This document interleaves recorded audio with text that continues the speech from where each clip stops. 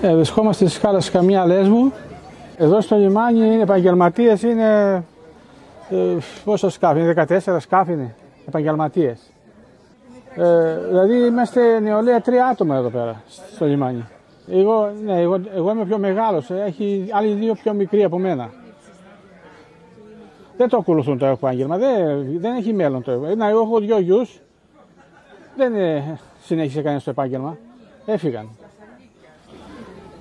Εντάξει, βγάζεις δύσκολα μεροκάματο, πολύ δύσκολα. Πρέπει να κάνεις πολλές δουλειές, να βάζεις παραγάδια δίχτυα, για πρέπει να δουλέψεις πολύ για να βγάλεις μεροκάματο.